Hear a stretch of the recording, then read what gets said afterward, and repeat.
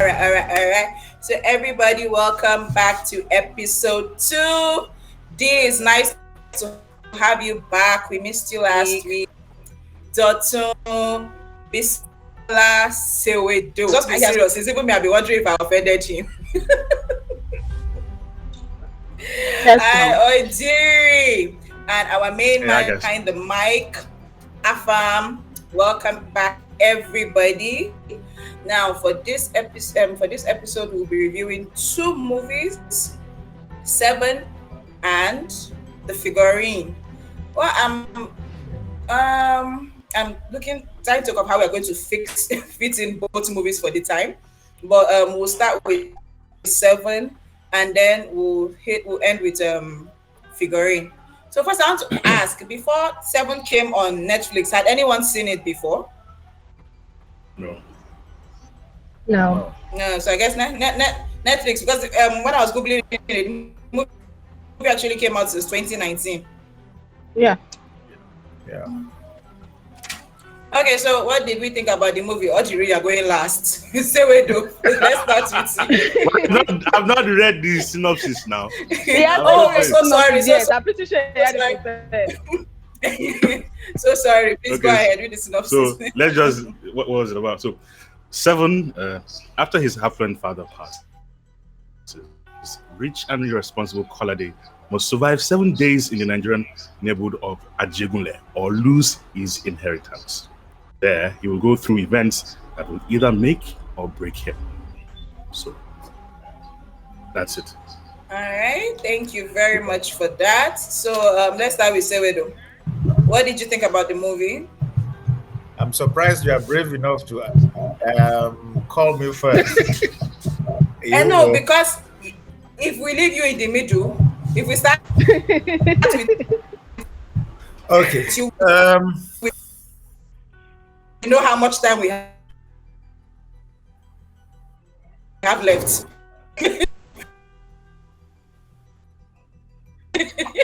okay.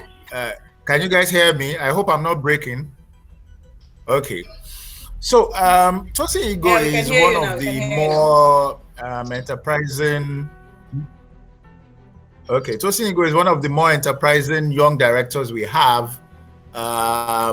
In recent times, along with the Kayode Kasumus of the world and all that. I think he has a music video background or thereabouts. So you get that feeling with the movie he's shot, which is Seven, because he tries to do things with some few editing tricks, transitions, and some of those clever things. But by and large, because I think he wrote the story himself, the story suffers from deciding what it wanted to be and whose story exactly it was going to tell. So this is not even a multi POV story now. It's just you move on from Kolade's dad, then you move to Kolade, and then you move to the Ejiro person or character and all that. At the time you feel, okay, this is Kolade's story. Then you feel, oh no, this is Ejiro's story. And you see, it's a fundamental problem with Nigerian storytelling. You can actually have the point of view of someone without losing the other people, meaning that the later things that happened and the revelations we found about Ejiro, there was really no need for you to wait till that time. So you would have established The Ejiro, relationship. even with ginger breadcrumbs, so that when things happen, so it's I think this is part of the flashback thing we do a lot, which is very notorious in Yoruba movies. You will not tell the story properly. Then you will now take huge amount of exposition at the very end, all in the aim of trying to have some sleight of hand ending, which also afflicts Figurine, by the way. That's not how it is done. You are not supposed to cheat that way. The idea of storytelling in cinematic form, and to be fair, really there's no one way you go about this, is that you tell it and you do not insult the intelligence of your audiences by now bringing one ace from somewhere that is not earned, and of which you've not put enough gingerbread, So when the kid in Sixth Sense says, "I see dead people, they do not know they are dead," there's nothing new, because you've been seeing the dead people. You can see that he sees the dead people. What is different is that we do not realize that the person he's speaking to does not realize that he's dead. So that's one of my problems. The POV was all over the place. Then the themes, watching the movie, I'm thinking, is this guy trying to localize some story he's gotten from a movie, some foreign movie or the other? Because basically, there's this movie, The $1 Million Man, or something, about a child who, to inherit the father's money, he's supposed to spend some small amount of money just to test how prudent he is and stuff like that. But beyond that, the idea of going to Ajegunle is not a prison. It's not like they're telling you to survive Rikers Island, for example. So I'm thinking, Ajegunle, yes, it's tough there, and they're trying to show the idea that a prince goes to a place to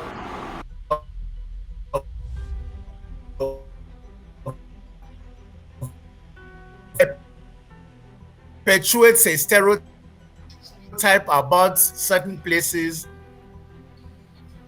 in Lagos or in Nigeria. It's a bit funny. I'm sure not everybody in Ajegunle is in a certain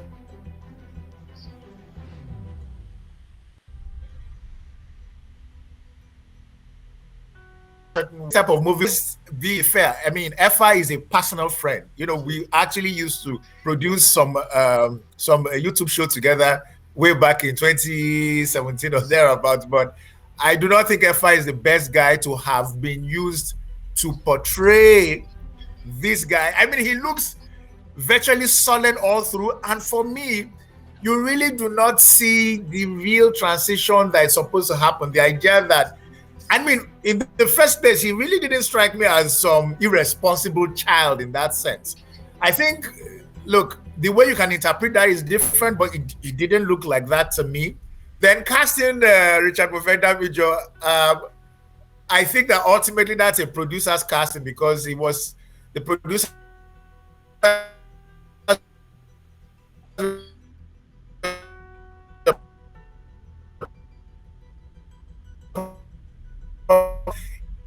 He was at one point he was supposed to be street, and then his good breeding keeps getting in the way, and it just really doesn't flow.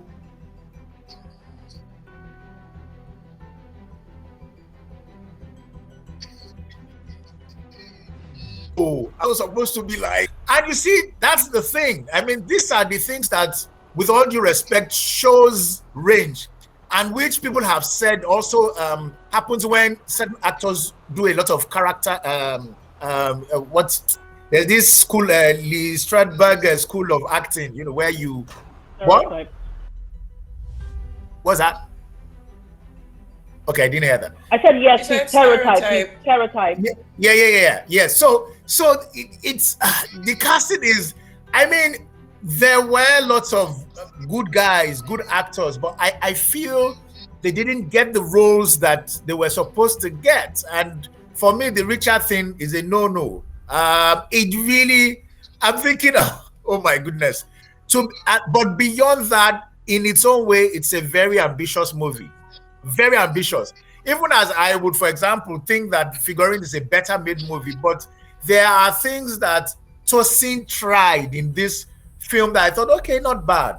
The Drift is one, even though I think that was a bit misguided. Kotoye, really, is one. Then the choreography, not bad. Yes, again, it could have been way better done, but it's okay. It's not bad at all.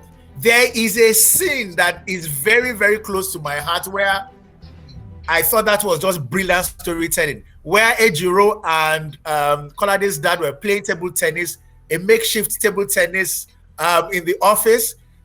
The music that was used there for once was just perfect, because that was a quiet moment. That was sentimental. That was two people who maybe they've played such, and to be fair, there should have been a bit of consistency there, really, by showing that that's how they used to bond even before then, but it's okay, But I thought that was really cool.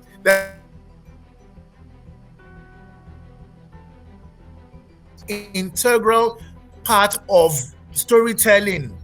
The music is so bland, so cookie cutter, and I noticed things that he tried to do in using music as action, but I felt that by and large I'll give the music 30% for the storytelling. So 7, ambitious, tried some really new things. And I think that Tosin, regardless of anything, really needs to be encouraged. It's a great thing he's on 7 is on Netflix, but he needs to be encouraged. But I think this is why he needs to engage a proper screenplay writer.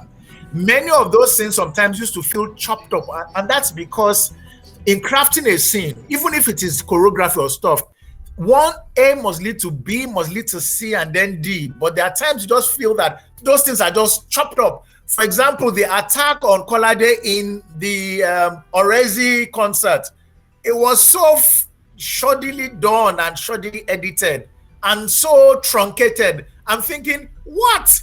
If you hit somebody, then there will be reaction shots, there will be inserts, the music, the sound effects, quite a bit. But yeah, so I'm going to leave it at that before I take all the time.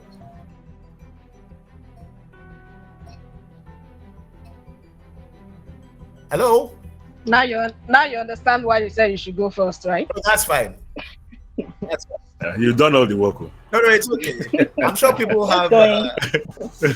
What? No, I wonder where it's going. She's okay, frozen. I think. Yeah. Oh, okay, she's back. Okay, she's Okay. back now. Yeah. So, who's going next? I can go next. If no one You else seem is. like you want to go. Okay. Yeah, I agree a lot with what Sarah said, especially in terms of casting. RMD, his stereotype. I think he should have stuck to that stereotype. He should have been. I mean, maybe they should have swapped, because even when they were getting rugged and doing all the wappy, pidgin English exchange, Bimbo sounded more believable. RMD wasn't really getting it than RMD. RMD, I feel there are two things that may have happened. He kept on slipping into RMD when he was having his conversations, or they wanted us to feel like he made an attempt to refine himself, and at the end of the day, he couldn't help being who he was, which is Ejiro. But that apart, I think they should have swapped roles. Then I think they kind of tried to hint us in the beginning that forgotten the main character's name. Kolade. The boy who Kolade. Yeah, they tried to hint us that he was irresponsible. The drug scenes, the reluctance to because the first thing was pretty much him. Was he eating during the meeting or something, or basically not being attentive? Then the one that irked me a lot was the Bassi. The What's his villain. name, Bassi? I know what the the villain. Yeah. Yeah. So Bassi. ordinarily he's a brilliant actor. I've seen him in Patrick. Yeah. Does a lot of theater yeah, stuff. stage play. Yeah, I see him on stage most of the time, and I think he's a brilliant stage actor. But for some reason, they don't put him in the best of movies, or he doesn't go to the best of movies because that Banana Island goes singing. Yeah. Yeah. So this was the second time I'm seeing him in a movie, and he put me off. That sometimes you would be a little sympathetic to the villain. There was no point I was sympathetic to him. There was no point where he was just annoying. I think the person who killed his role and who was, perfect for his role and who, as far as I'm concerned, did all he needed to do throughout was Daddy Shoki. Beautiful. Absolutely, absolutely. He really, really pleasantly surprised me. I think You are I didn't know he was going to be in the show. I didn't know he was going to be in the movie. So when I saw the Exactly. trailer, I was like, Brilliant this is Daddy Shoki. I was speculating. I was excited. he how did they say that thing that he said he knew what the assignment was? He killed his role. He did. You know? He So did. if there's anyone I were to present an award to in that movie, it would be Daddy Shoki. He was brilliant. And what else? Color Day is I see him, his character, his person. I kind of feel he was typed very well, but I just feel they didn't give him a storyline that would help us appreciate who he was as a delinquent child, and then how he went into and learned from his mistake. I mean, there were stupid dialogues as far as I was concerned between him and Ejiro. Questions that should have been answered straight away. Ejiro could have sat down and told him everything that we were using flashbacks to, convey to us. So yeah, I agree with Saldo on that score. I feel they should have swapped roles. I feel the story. I don't think the story was too ambitious. I just feel it could have been arranged a little better with a better casting, and then they would have really made us more sympathetic. There was no reason why this guy who wanted to take over the company was going to the extent of wanting to kill him. I know that people have killed people for lesser things, but in a movie, you need to be able to help us see, oh, this guy worked hard. You shouldn't insinuate it that he worked hard because he brought a business or he brought an idea to the business. It should be something that should be clear. He should work day and night. He should do everything he needs to do. And then we will now see that, oh my God, maybe he does deserve this, but he shouldn't be killing people for this, We just lost Patrick. That's all I can say from that. Overall, I would score the movie, I don't know, 5, which is not bad. So there. Oh, Tony has left. It's my scoring that caused this. 5 is not bad. Yeah, sorry. Let me quickly react to D. For me, I thought Patrick did well to be able to make you not like him, because that's the nature of the way he was written, and Patrick did the best he could with the material. I found that his expressions. So in my head, anytime I listen to his dialogue, I'll close my eyes and then try to remember his expressions, and I thought it was despicable enough. But the characterization was really very, very two-dimensional, filled with cliches. I'm thinking. I think the cliche was what the director was working towards. It was easy to know who was. Yes. What I got. Yes. Sorry, finish over then I'll yeah. So oftentimes, right, you work with cliches, but you cannot subsist on cliches. You introduce. So I mean, you can't reinvent certain wheels. But like Dee mentioned, right, you need to show why he would even be able to say it's my company. Beyond him even practicing for the Ajegunle presentation, I can't get any feeling that he would feel that he should be the next in line.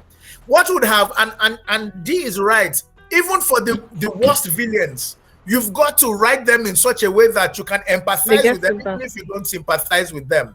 And unfortunately, you cannot subsist on cliches, because it then will not make your movie or your character stand out. What's the use of giving us the same? Also, start with a cliche, but just tell us something. Maybe the guy likes Apala music or stuff, or he likes he's a very religious guy who just believes that, or who attends a church where they tell him greatness shall be mine. Great, or that kind of thing. So you don't feel bad, or you can empathize why he thinks, look, God has promised me the chairmanship of this company. So I think Patrick really did try. Yes, Daddy Shoki was I mean, he really, really excited me.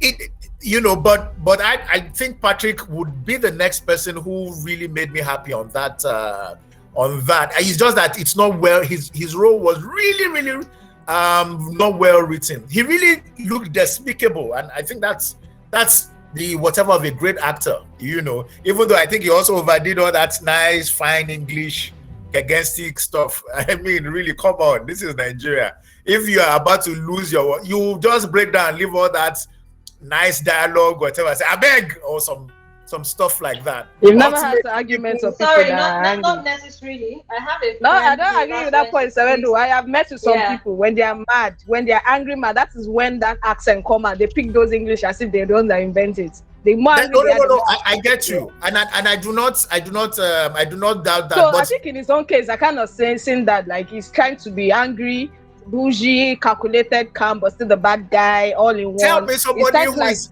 I am Tell way me better a Nigerian who is 100% bougie, and I'll tell you somebody who is dead. Even for the guys you know. 100% bougie. I'm just saying some people will refuse to be a part of that because he believes himself better than that.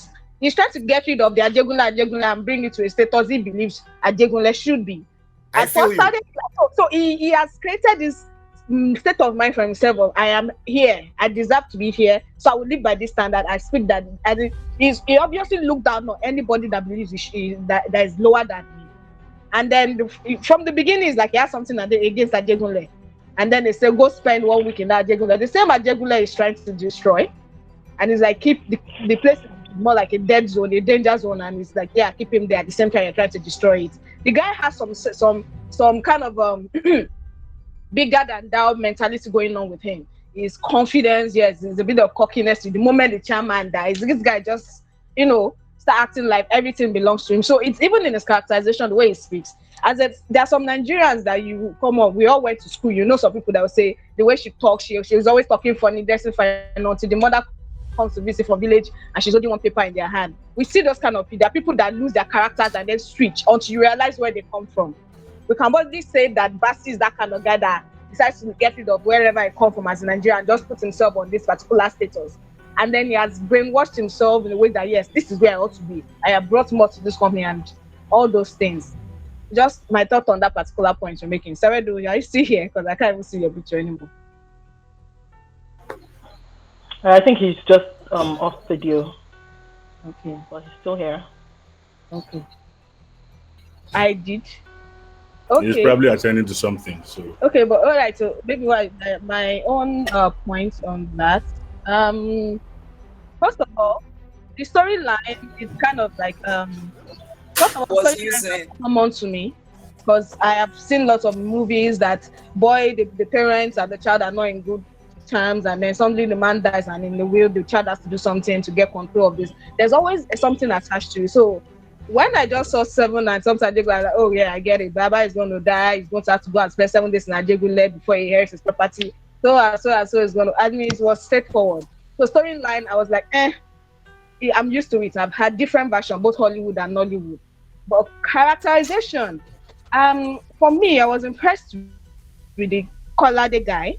He wasn't looking like your classic, good-looking, fine boy, stereotypical actor kind of guy. He was looking like some regular dude that's not trying to push too hard. Like, yes, money is there. So why am I trying to push through? I just have time, like just being a regular young man.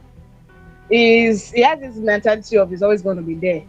And even though he doesn't have a good relationship working with his father, still, yes, he wants to live his own life. And if the papa would just show interest in his own life, there's this not so talent attitude about him until reality faces. So we see him, he's just like almost doesn't know what to do, but the moment he gets to know what to do, he just catches on and he's moving fast on his feet. Like, it's what I see, and I feel the guy they picked for the role kind of works for it.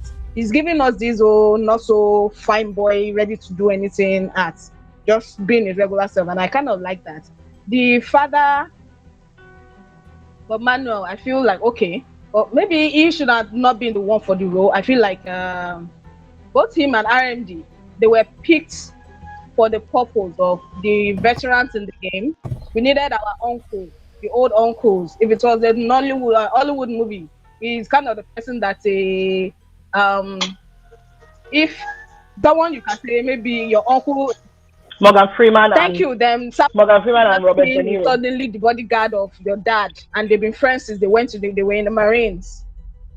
That kind of stuff. That is the vibe I got from their romance. They've known each other from childhood. If it was in US, they'll say, oh, maybe they served together. And then one went back to his family, the other guys, and get, that kind of romance. That's what the vibe I got. The one maintaining the AJ energy, yes, the uncle that will always go back to the village to go and see. I feel why those two were casted was because to give the movie a lift of old veterans in the game. Some people will watch the movie because of the cast, not because of the storyline. And I think that's the vibe I was getting with RMD. He did try to do the OAJ thing, but I didn't think it was the AJ Baba that we needed. Daddy Shoki, acting, impressive. I expected it because it's not the first movie he acts. The movie that I've seen Daddy Shoki, I've seen him acting so many. Yeah, he does a lot of Yoruba movies. Then when he first started the show, when his dread was too short. I know we grew up on Yoruba movies, so I've seen him do a lot. So yeah, I can't, when I said, I was like, oh, he's back. That's the first thing that came to my mind. The other characters, very stereotypical, works okay. But for me, the storyline, common, so I'm not impressed. The acting, maybe I'll give them a 5, 6. But the twists for me at the end, when they showed the father's video, when they played the full video, and found out that the father did not actually add any terms and conditions to it. It was going, I want you to go and spend 7 days in Ajegunle, and then say, what's that they do, Seth? I beg, why would they? And then it switches off the thing. It's like, so at the end of the day, this guy just went 7 days in a community that almost got him killed for nothing.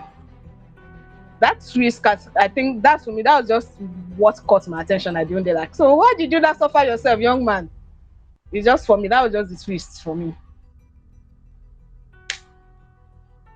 I'm done. Okay. I think Joy is not back yet. She is. So I think Joy is back. Joy is back. Okay. Sorry. Okay. Yeah. Okay. So, can I talk about the movie? To be honest, I was very. Who hasn't spoken? Who has? Me. I didn't talk. Yeah, I didn't realize. Speak. I was muted the other time. So yes, for the main character, it's as if they were a bit confused because it wasn't that he was an irresponsible young man. I'm not even sure if that is what they wanted to portray. Well. That's why I said they seem to be confused because on one hand you think it's because he's not a bad person, it's supposed to be from the whatever of having lost his mother to his father, that thing of I came from, I grew up without, so I'm going to give you everything I never had, so to go from you can do whatever you like because I have all the money and I will give you everything.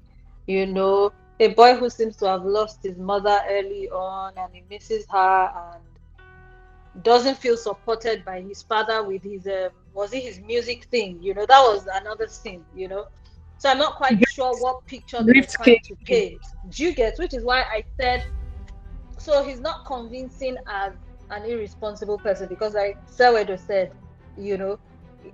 it doesn't exactly strike you as irresponsible, it's more like, so I think they couldn't decide if they wanted to approach it from an human angle type of thing of, okay, he's had to deal with all these issues and this is the way he's manifesting, and then when he asks his father, you've never cared about what I do, why all of a sudden, why do you want me to make this presentation? So for me that was the thing, they were not sure how they wanted to portray him. Irresponsible young man who is just irresponsible because he has money, or young man that is struggling with life issues and that's just the manifestation of it. Then as to the casting, I think for Kolade would have done better if they were clearer what they wanted to achieve with his character. Like I said, for me, the whole characterization of Kolade is confusing in itself. RMD too could not decide if he wanted to be AJ, because I do believe he has it for that role. I believe he has it in him, because I have we've been exposed to the wacky side of RMD that I believe he could very easily have, relied on to interpret the AJ uncle very well. Bimbo Manuel, I actually did like his presentation. He was more convincing than I would have thought. Daddy Shoki did well. The Patrick guy. He was a great actor. Yeah. Then. The Patrick guy is another one where I felt there could have been more behind the story. So it's more the part I can relate to is employees who feel okay. Another conflict for me that I've always thought about personally is you found a company, you put your all into it, you drive it and it becomes something big. Because I watch a lot of this Korean drama series, and it's something that always comes up. And then for them, well, at least from the drama, I don't know if it is such a, but I'm sure to a large extent it is a cultural thing of how important the founder's family is, in the scheme of things. Now, you have people who are giving their sweat, blood, and tears to help you grow the company to where to whatever heights. Then you have people who are entitled just by the virtue of their bloodline. So it's a question I always pose to myself. If I found a company and I put so much into it, am I not then entitled to want my kids to come in and take over? But on the other hand, I can understand as an employee, yes, you may have founded the company, but you alone cannot make of it what it is. So if I am working my ass off every day, putting in my everything, putting in my all, why should somebody take precedence over me just by the virtue of them being your child? I am putting more into this. And so for me, like I said, so you're talking about the ethics. You're talking about the ethics of it. The expectation is that my son will take over as against someone who's been working hard. Yes. So I'm saying I can understand. I can kind of understand where what's his name in the Bassi was supposed to be coming from. It's just that it wasn't as developed as it should be. So it leaves you confused as to why Bassi actually expected to take over. So I think it was also a matter of he showed brilliance. The man invested in him. He has grown in the company, to a certain level where he feels like he's a favorite. And then, he's giving it his all. Then there's this foolish boy that has just always done what he likes, has time to be chasing his music. He's not adding or removing anything from the company apart from spending the profits of the company, and then you want him to take over when he actually doesn't know much about the business. And the truth is, there are a lot of employees who feel like that. So I feel like they could have developed that more, put more into that, so that even if you don't agree with him, you can understand where Bassi is coming from, because the truth is, he represents a lot of employees, and then he's wanting to go as far as he did would make more sense. Not like things always make sense in life. In all, it was an okay movie to watch, but it wasn't the type of movie that I would go like, oh my god. It wasn't a particularly memorable one, It didn't inspire anything. But yeah, they can do better, but it wasn't bad. It wasn't bad, to be fair. It wasn't bad. They can do better. I hope they do better. I think Kolade, the character Efe, Abi Efa, I think he shows promise. So we'll see where it goes. I'm done. My question was, what was all that with that little girl? That little girl, the beginning. Oh yeah, it was all about. What they were just trying to do was the people that he encountered when he first came into AJ that he had bad experiences with still end up coming to like help him. The little girl in the beginning in the streets, he took her drink, and then he met her in the school, and the girl was just not so afraid to say, this is that uncle that collected my drink. That annoying kid in the neighborhood. And then when the bigger guy comes and is beating the uncle, these children that will come and say, hey, stop beating my uncle, they're just brave out of nowhere. I think the director at this point was just trying to like give us a brief something theatrical that would just experience every human in the society within a set of people. Like in most of your movies where you see there's always a drunk, there's always that gossiping auntie, and there's that old man or old woman somewhere. So these characters are in a state format. They are people, they are humans, they represent the people. They play minor but important role. That kid left work should not even be at that concert. It's supposed to be another concert, but she's there, and she's the person that just changes the whole thing. She just comes from nowhere, pick up that tiny stone and challenges that bully. Yeah, she challenges the bully. Yeah, so the children are our future. Yes. Yeah. So we what the director did was the least person you expect. Like everybody saw danger. We saw the guns. Everybody saw danger. The pastor at least made them carry and go. In a normal society, no concern, you kind of a situation. But that particular kid says no, I'm challenging this. Stop being a bully. That's all.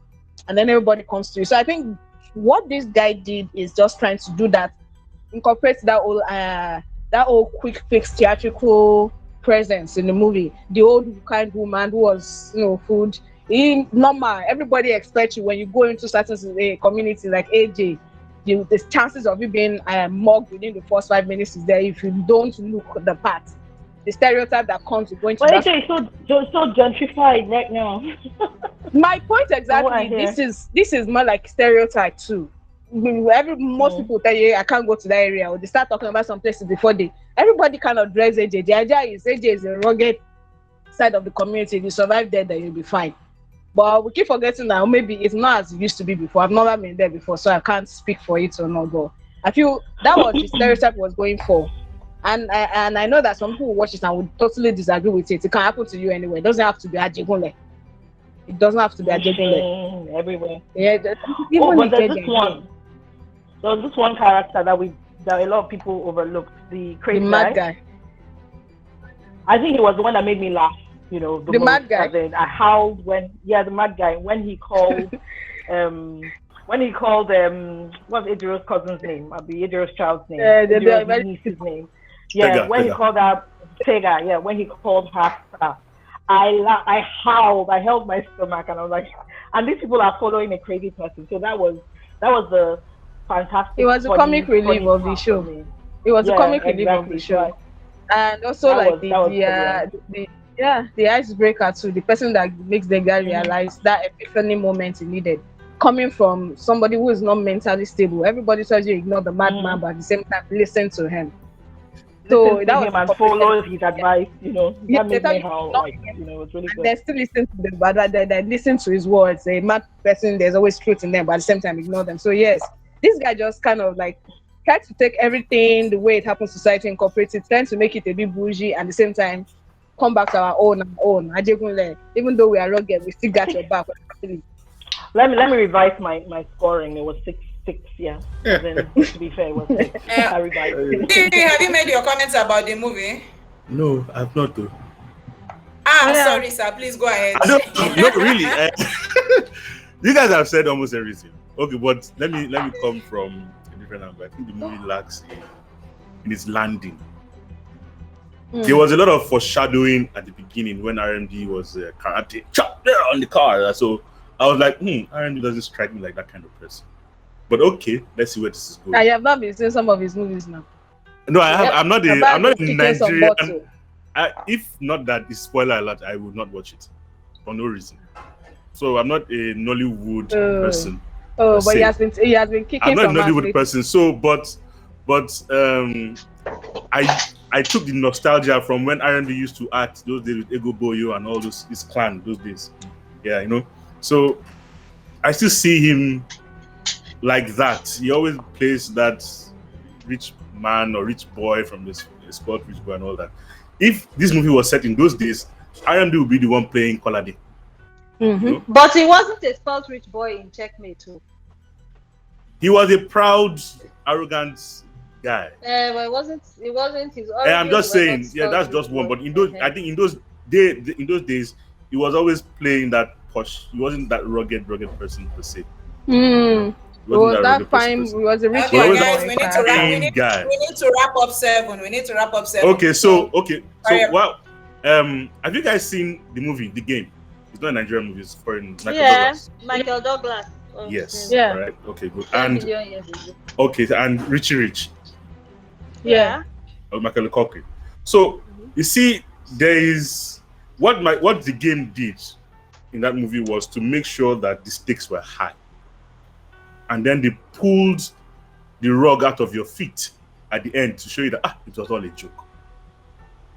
Richie Rich is the parents got missing, and then the villain came, wanted to take over the wealth of the parents, and Macaulay Culkin had to fight to get it back. So Tosin Igbo could have done more in this, because it was, like Sevedo said in the beginning, it was same with character. First it was Bimbo Manuel, then it moved to Kolade, then it moves to Ichiru, then it moves to a little bit on the girl, the romantic love interest, a little bit on that side, then it moved to that Shoki, then everything was supposed to come full circle at the end of the movie, and so, okay, this is how the exposition, this is how everything is going to be solved. But didn't get that. My biggest issue was, I kept asking, even though it was a joke, did Kolade learn any lesson from this? At the end of the movie, I didn't think he really got it. The way I don't know, maybe it's just me, but I didn't think he really got the reason why he had been at jail. And I you know think why he I got mentioned it. No. I think it did. It was the importance of family and how you can do everything alone. That was why he went back.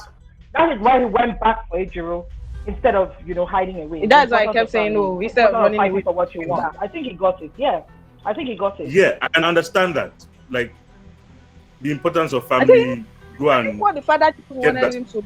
When you find yourself in a situation where you don't have that comfort of there's something for you to relax, you have to learn to survive on others. Ajegunle didn't seem uncomfortable. No, exactly. It didn't. It didn't seem uncomfortable. His stakes weren't high. I thought Ajegunle wasn't a lesson for me. I thought it was doctor. Yes, it wasn't a lesson. It wasn't. The discomfort wasn't there. I don't think it was about discomfort. It was essentially to learn that there's more to life. Simple.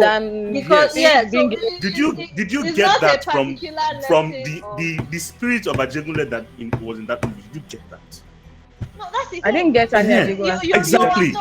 That is the lesson you expect him to learn. No. It's not. No. The lesson he was supposed to learn is the world works differently.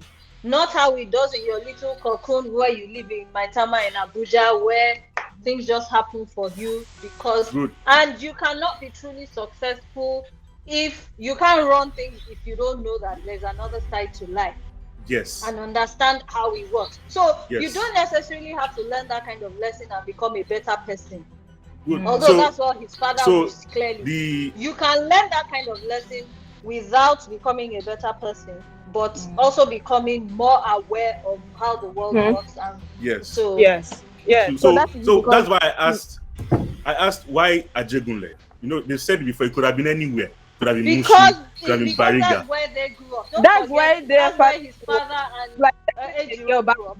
And his father still had an activity. So if the father had grown up in Mushin, would it have been Mushin? The reason why. Yes. Good. So for me, okay, we've lived in Lagos before. Concede. I'm coming. Like seriously, concede. I'm coming. If you listen to the dialogue between the father and Ejiro, okay, so even before they suggested him going, they always made reference to their life back in ages. No, I get that. That's not what I'm saying. I'm saying I did not get their good. I did not get the Ajegunle vibe. I want to ask a question. When they were running from that club, and then the guy had space to drift and turn around. That's no space there for the Ajegunle. That's not how I used to picture Lagos. Thank you. I've been to Ajegunle before. That's how I picture Lagos. That's not that they get space. See, we never get space like that for Abuja. I was born in Bariga. I lived in Agege. I schooled in Ogba. I had friends in Ikeja. And now I'm in Lekki. So I can tell you that these places that I've lived in and I grew up in, and I lived abroad for a little bit as well when I went to school. They had different spirits. They had different behaviors. If I'm in Agege, I know. Once I shift from that Agege Motor Road to Mushin, I know the difference. From the movie, I didn't get that. That's what I'm saying. I'm not saying that where they grew up in, the father grew up in Ajegunle and Israel and all that. I get that. Sorry, who didn't you get that feel of difference from the characters or from the scenery? movie itself? The whole From the movie itself. Yes. Oh. The entire But movie given itself. that he was probably actually shot. To be fair, we didn't see any other part of Lagos apart from Ajegunle. Yes, So I know. which So for someone like me who has lived So I in think different for parts of him, Lagos, a bit more Have you part of lived in Ajegunle? I have been Part to, of I have Ajegunle. worked a little bit with Ajegunle with my Have father you before. lived in Have you lived there? Oh, but I think they kind of, okay, apart from the fact that they called it Ajegunle, I think it captures a lot of the slum, like even Lekki, there are parts of Lekki that look like that. Of I course. think there's a general setting. I feel like Tedo, your street general that setting. now, when I first in front moved And to the general Lagos, setting, Tedo was the general- a full-time slum. It probably was that. yeah, so the general setting was market, they showed us the market area. That was what RMD It was the called same market they were showing area us throughout was. that movie. Then the same Yeah, market, because it was the same area. the same Yeah, shots, it was the same area. the same angle, Yeah, and it no, was because- claustrophobic because it was. Don't forget that if Yeah, you live in a certain that's what place, it is. your waka will probably It be is hood. in a certain. Yeah, it's a whole know, circle. Okay, It is good. a So very when we talk about the good figurine, circle. I'll mention something that they could have done. Yeah. Yeah. sure say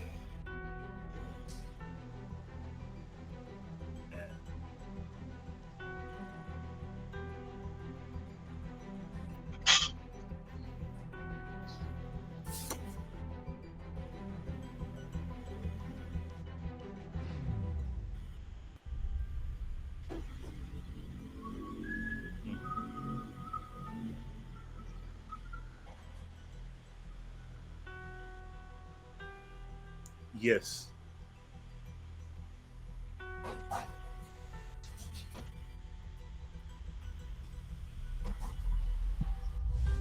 Which is what I was going to say with the drifting as well. When they were running away, I noticed that it had to be in a small space for them to work with, because they couldn't go to any other place.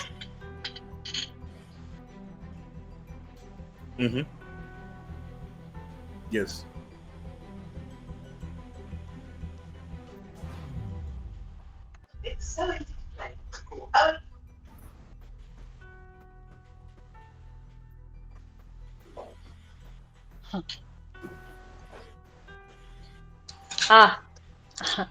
Lagos Island is another planet.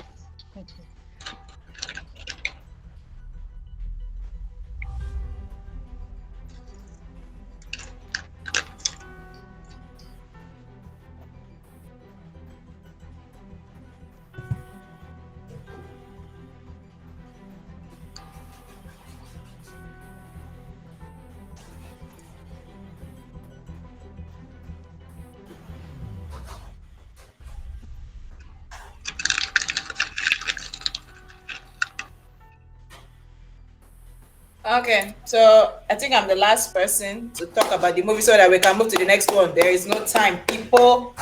All right. Honestly, if you notice, I was not really commenting on the movie apart from my camera distance. The movie, I don't know if you've seen this American movie, The Ultimate Gift, the one that the grandson had to collect something from the father.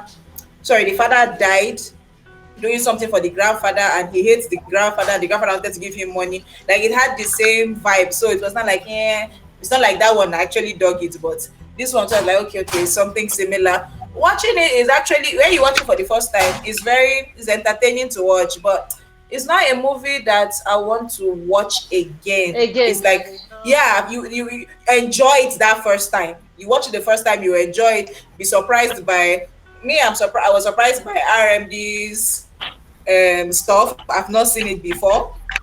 And then Daddy Shoki was really, really a crowd pleaser, in my opinion. He was a crowd pleaser. He did a good job, a very good job.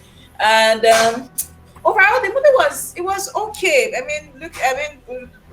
right now, referring to what Afam said, talking about the difficulties of shooting in AJ, I wouldn't have put that into consideration. But I guess putting that now gives me a new perspective. So I just say the movie is okay. If you've not seen it, watch it, dedicate time to it, and enjoy it that first time. That's just the best I can say. All right, so are we done? Can we move on? I would Nobody Alright. even talked about the importance of that bartender. Oh! Nobody talked about the bartender. Just one thing for Baba. You know, One scene. Two acts. Oh, I think that was actually Sadiq Daba's last. Yeah, it must have been his last appearance. Yeah, before he passed. Yeah, I think that was his last movie. I don't think he was in any other one before he died. I was smiling. I mean, when I got last, I was like, oh, it's Sadiq! Even though it was And the thing my is, last one. He actually What a character. delivered on that Same as- role, you know? Yeah, he was wonderful with the role. He was wonderful. I mean, they are And like, fighting in your shop, but you're just looking at Mona, no destroy my shop. Lato J. Because people like that, No. they've seen everybody come out. They've seen a lot and you they know a lot. And he knows all the information. The guy did not come there looking for gist per se. He just started telling him, like, one word. eh. You know how there's a typical No, but you know spot. what I realized? You know, there's a typical Did spot you where realize you get the all your acting information from chemistry? movies. Did you guys notice that there was the acting chemistry between the older guys? Yeah. their vibe R&D was and click. Kolade's father. There was like this acting chemistry. They clicked. R&D They were and oh my god. Sadiq Daba. Sadiq Daba, yeah. No. I Yeah, think it- that it- chemistry it should have been just there, jabbed. whether or not they have chemistry, because the roles where these people were supposed to know themselves from way back when. Old time. So that chemistry, whether or not they are seasoned actors or not, that chemistry, that vibe is what we were supposed to get. These guys know themselves from way back when. They've been through shit together, they've experienced shit together. So basically that vibe, I think that vibe ought to have been there. If it wasn't there, you know how we talk about our governors and you shouldn't be praising a governor for opening a bridge for you. So that chemistry Fair goes enough. without saying as far as I'm concerned. Fair enough, Yeah. fair enough. And then there was this scene that annoyed me when they kidnapped Ejiro's son. What's that his name again? I can't remember. This chick just came back from jogging. Tega. What's her name? Tega. The Tega just came back from jogging. Efe. And then when she went to the Efe, psychiatric Efe. hospital. Efe. Efe just When came back from she jogging. went to psychiatric hospital, she had makeup on her face with jogging clothes. Yeah, I Oh, know. nah. Um, Please, we should stop doing all these things. hello, duh. No. My point is that there are Where ways you you can can put remove- invisible makeup No, now. but It I was had too makeup- obvious. I had makeup on during jogging. If I come back from work, No, this was first thing in the morning. It was Okay. even on a Morning weekend, jog. if I'm not mistaken. Morning It was on a jog. weekend. Excuse me, there's Lagos people where having they said come. that, I've seen all sorts Seriously? of There's I have there's seen all a sorts gym of near my leggings. house. Come and sit down. Come and sit down outside and see them wearing makeup after jogging. I've seen all sorts of leggy bridge. So Oh, sorry, pardon my. No, but the makeup was not With long weaves. on her face when she was in the. But I get when she was no, in the house. though, yeah, I actually agree with you. I get because that struck me as well. Like, oh, girl, first thing in the morning. Yeah.